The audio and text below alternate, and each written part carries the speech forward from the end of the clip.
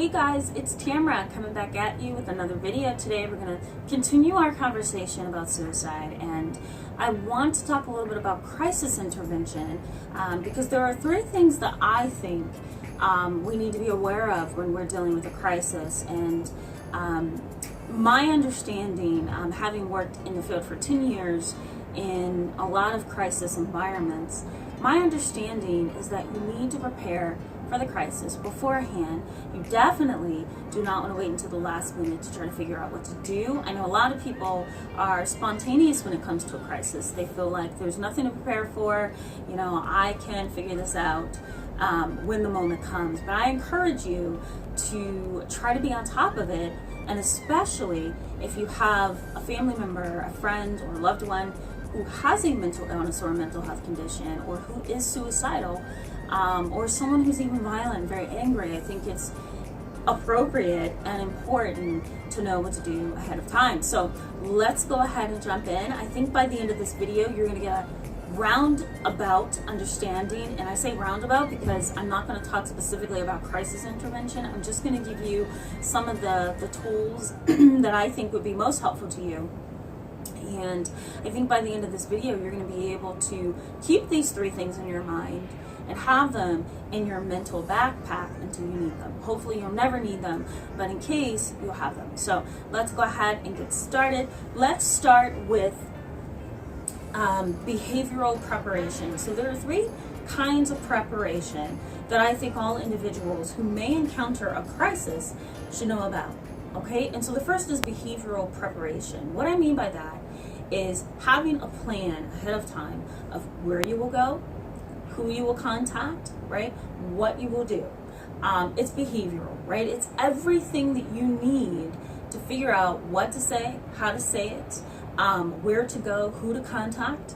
And I often suggest that for families who have teenagers or kids, do a safety plan with them. And what I mean by that is a piece of paper that has the name and the date at the very top of the paper.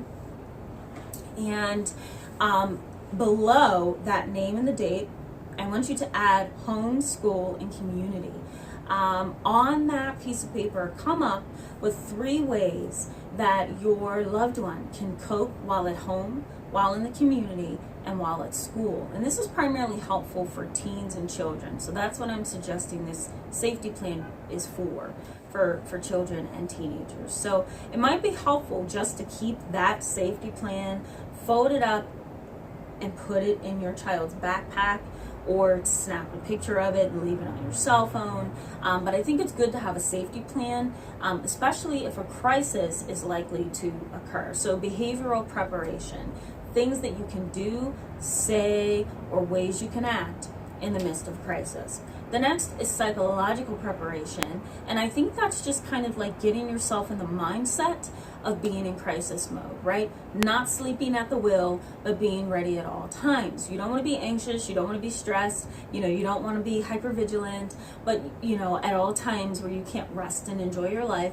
But I think what I'm suggesting with psychological preparation is that you focus wholeheartedly on processing mentally what you're going to do, also what you're going to say.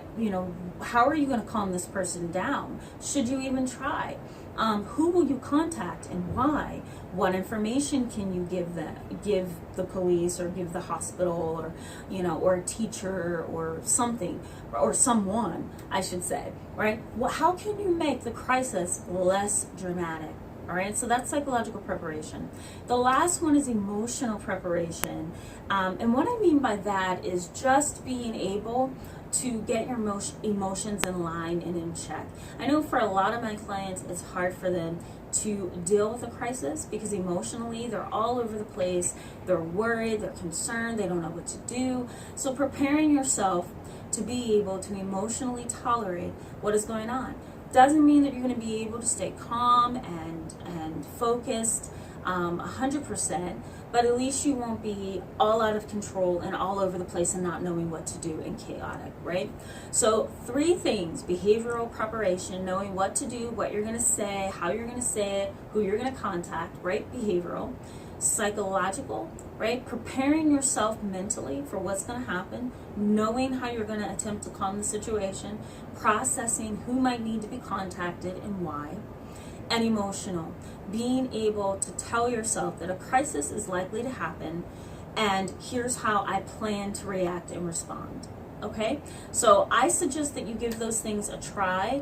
You can also create like a crisis journal, which is a notebook like this, and I love this because what I do is I have my clients purchase these, and I have them write down in their crisis journal triggers, problem behaviors, suicidal thoughts, homicidal thoughts, cutting behaviors. I have them date it, I have them sign it, and it really is just a book of crisis-related behaviors, what triggered the crisis, and what helped you to avert the crisis. And so I usually have my clients do that, write those things down and so forth in a notebook. And then we also write down how they're going to deal with a crisis psychologically, emotionally, and behaviorally. So I encourage you to do the same thing. Alright guys, so thanks so much for being with me today, and I encourage you to hit the like button if this video was helpful to you. What that does is it pushes my video to the top of the search results, and that allows other people to gain access to this video and get some of the knowledge that you have obtained today. If you hit the bell button on the side of the video, you will get alerts for when I publish new videos. In the description box below, I'm going to post my other videos on suicide that I've done previously. I think they might be helpful to you. Also on my channel, you'll have access to my presentation, which was a presentation with simpleK12.com. They're a national platform focused on educating teachers. If you go to my channel and search, you can find my webinar presentation for specifically educating teachers there as well. Alright guys, so thanks so much, and all of my contact information and social media links are going to be at the end of this video.